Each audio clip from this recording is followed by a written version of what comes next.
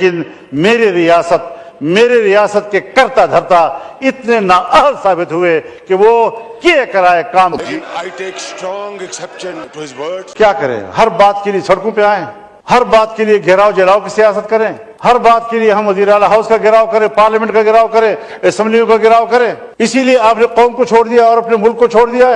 آپ کا منسٹر عوام کا سامنا کرنے کی پوزیشن میں نہیں ہے کیونکہ عوام اس کو اپنا نمائندہ نہیں سمجھ رہا۔ ذاتیات کی بات ہوگی تو بات بہت دور چلی جائے گی۔ یہاں پر 26ویں ترمیم پاس کی، کس نے اس کے اوپر پانی پھیر دیا؟ میں تو اکیلا آدمی تھا۔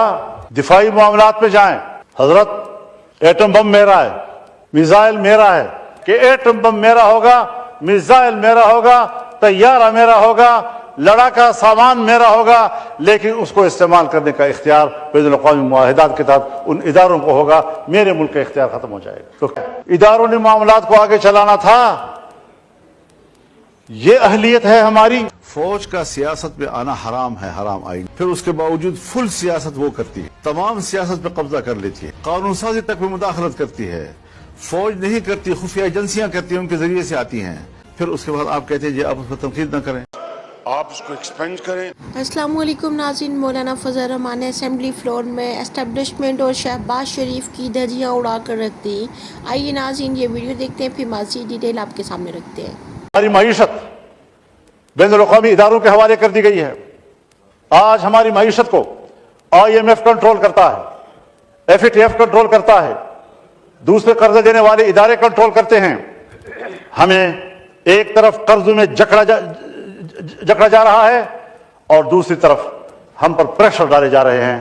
آئے روز IMF کا وفد آ رہا ہے اور پھر ہمیں بلا رہا ہے، اور اب تو IMF اس حد تک آگے چلا گیا کہ وہ حکومت سے بات کرنے کی بجائے وہ عدلیہ سے مل رہا ہے اور عدلیہ سے بات کر رہا ہے۔ IMF کا ہمارے ملک کے عدلیہ سے کیا سروکار ہے؟ ہمارے ملک میں آج IMF آ رہا ہے اور سپریم کورٹ بار ایسوسی ایشن کی قیادت کے ساتھ مل رہا ہے۔ بار ایسوسی ایشن کے ساتھ IMF کا اور FATF کا کیا تعلق ہے؟ کیا تحفظات ہیں اس کے؟ اور پھر اس کی پاداش میں ہم ادارے بناتے ہیں، احتساب کے ادارے بناتے ہیں، نیب کے ادارے بناتے ہیں، FIA کو متحرک کرتے ہیں، اور سارا بوجھ ان کا دو طبقوں کے اوپر آتا ہے۔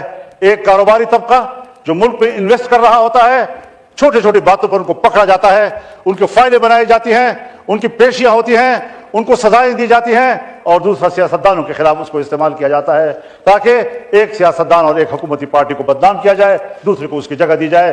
اس مقصد کے لیے بین الاقوامی ادارے میرے ملک میں مداخلت کر رہے ہیں۔ نتیجہ کیا نکلتا ہے کہ میرا پاکستانی سرمایہ کار اپنا سرمایہ لے کر مغرب میں چلا جاتا ہے، پیسہ میرے نظام سے تنگ آ کر وہ اپنا پیسہ منتقل کرتا ہے یورپ کی طرف، اور میرے پیسے پر یورپ کاروبار اور تجارت کر رہا ہوتا ہے۔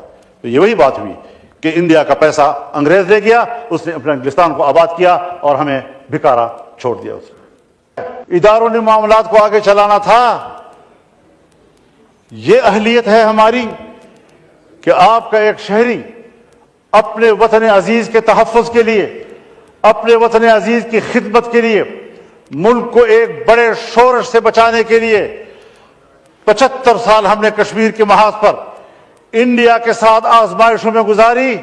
اب ایک نئی آزمائش کے لیے ایک نئی سرحد ہم کھول رہے ہیں۔ ہم نے اس تصور میں وطن عزیز کی مٹی کے ساتھ وفاداری نبھاتے ہوئے اس کے لیے سہولت پیدا کرنے کی کوشش کی، لیکن میری ریاست کے کرتا دھرتا اتنے نااہل ثابت ہوئے کہ وہ کیے کرائے کام کہ قبائلی علاقوں میں کیا ہو رہا ہے، اس کے ساتھ متصل اضلاع میں کیا ہو رہا ہے، بلوچستان میں کیا ہو رہا ہے، تو شاید وہ یہی کہتے کہ مجھے اس کا کوئی علم نہیں ہے۔ اگر میرا حکمران جس حیثیت میں بھی ہے ملکی معاملات کے بارے میں اتنا بے خبر ہے، اور مجھے یاد ہے ایک زمانے میں ہم نے مل کر کام کیا ہے، افغانستان ہمارے جرگے جاتے تھے اور میں نے جب ان سے پوچھا تو ان کو کوئی علم نہیں تھا۔ کون فیصلے کرتا ہے، کہاں فیصلے کیے جاتے ہیں؟ ذمہ دار تو کل پاکستان ہوگا، ذمہ دار تو حکومت بھی ہوگی اور اپوزیشن بھی ہوگی، ذمہ دار تو پارلیمان ہوگا، عوام کی نظر میں تو ہم ذمہ دار ہیں۔ اور حقیقت یہ ہے کہ اس ملک میں कोई सिविलियन अथॉरिटी इस वक्त मौजूद नहीं है, कोई नजरियाती सियासत मौजूद नहीं है। मुकम्मल तौर पर पाकिस्तान में खास एस्टेब्लिशमेंट वो बंद कमरों में और अपने महल्लात में जो चाहे फैसला करते हैं और हुकूमत को उनके फैसलों पर अंगूठा लगाना पड़ता है। हमें कुछ यहां से निकलना होगा या नहीं निकलना होगा?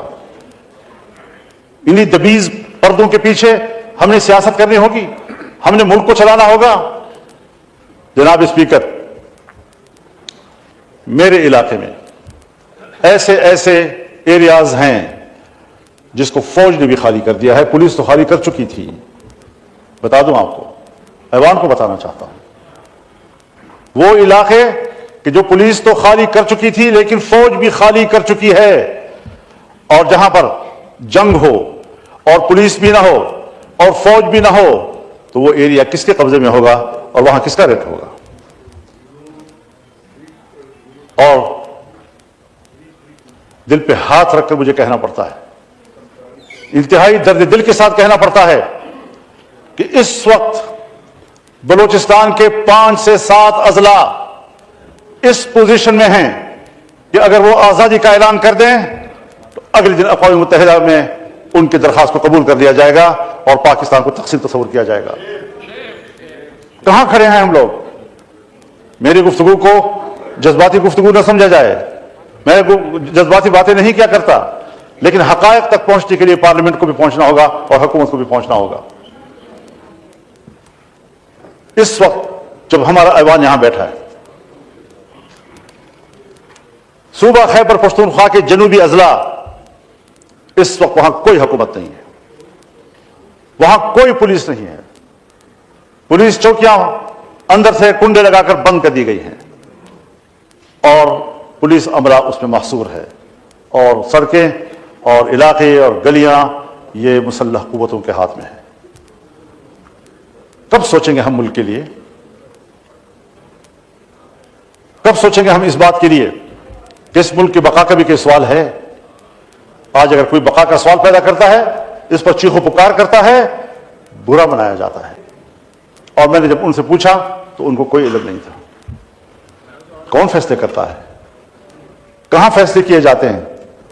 जिम्मेदार तो कल पाकिस्तान होगा, जिम्मेदार तो हुकूमत भी होगी और अपोजिशन भी होगी, जिम्मेदार तो पार्लियामान होगा। अवाम की नजर में तो हम जिम्मेदार हैं। और हकीकत यह है कि इस मुल्क में कोई सिविलियन अथॉरिटी इस वक्त मौजूद नहीं है, कोई नजरियाती सियासत मौजूद नहीं है। जी तो नाज़रीन, ये थी आज की वीडियो। उम्मीद करती हूँ आप लोगों को वीडियो अच्छी लगी होगी। वीडियो के बारे में अपनी राय जरूर दीजिएगा। चैनल को सब्सक्राइब करना मत भूलिएगा। मिलते हैं अगली वीडियो में, तब तक के लिए खुदा हाफिज़।